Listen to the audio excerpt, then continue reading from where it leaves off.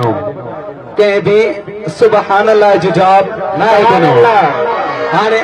असां हीअ नात पढ़ंदासीं सभई मिली ऐं जुली पढ़ायो इश्क मोहब्बत सां पढ़ायो जीअं हीअ महफ़िल चालू थिए ऐं जीअं स्टार्ट थींदी आहे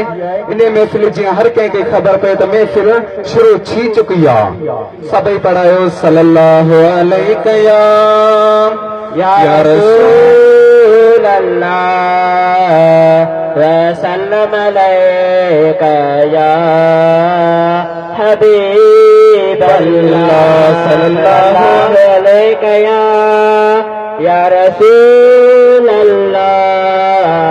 वसल्लम अलैका या हबीब अल्लाह है रख मोहब्बत महबूब निसाम रब प्यार कंदो जन साहिब दिल पर दुश्मन खे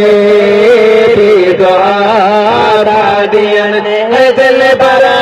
दुश्मन खे भी दुआ था दियन रख मोहब्बत महबूब निसार रख मोहब्बत महबूब निसार रब प्यार करो जन साहिब दिल पर दुश्मन के भी दुआ था दियन ए दिल पर दुश्मन के भी दुआ था दियन आओ शेर लिखी बिन जाना आओ शेर लिखी बिन जाना उहे लफ्ज़ किथां अॼु आया उहे लफ्ज़ किथां अॼु आया भई रूह जाया जन सां भई रूह जाया जन साहे दिल पर दुश्मन के भी दुआ दियन दिल पर दुश्मन के भी दुआ था दियन रख मोहब्बत महबूब हक मोहब्बत महबूब सा रब प्यार का दुआ जन साहे दिल पर दुश्मन के भी दुआ था दिया वो शख्स में दर कौन है वो शख्स में दर कौन है वो शख्स में दर कौन है न डबड़ का अज भाई आहे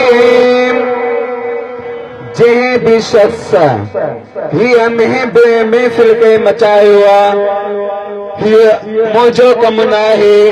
न बाऊअ जो कमु न आहे इहो सिर्फ़ में सिर्फ़ कमु आहे त अल्लाह जो कमु आहे जो पंहिंजे महबूब जी अचे मीलाद खे सिंगारियो आहे उहो शख्स निंदड़ कोन आहे उहो शख्स निंदड़ कोन आहे न डबड़ खां अॼु ताईं आहे न डबड़ खां अॼु ताईं आहे जंहिंजो प्यार पग सां जंहिंजो प्यार पग सां दिल भर दुश्मन खे भी दुआ था दियन दिल भर दुश्मन खे भी दुआ था दियन रख मोहब्बत महबूब सां रख मोहब्बत महबूब सां सोना रब प्यार कंदो जन साहे दिल भर दुश्मन के भी दुआ था हर सेन सदाहत हण भी हर सेन सदाहत हण भी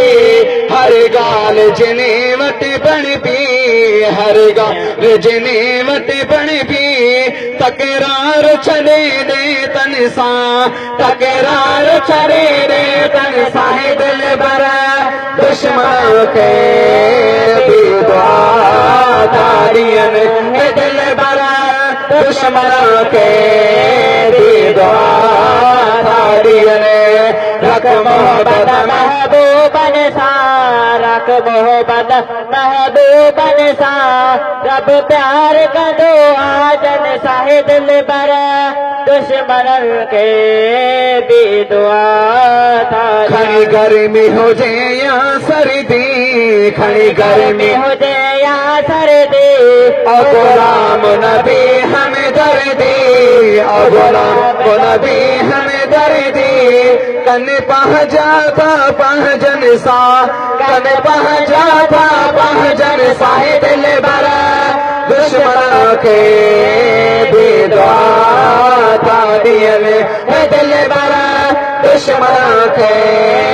बेदुआ दियल नहीं कना तो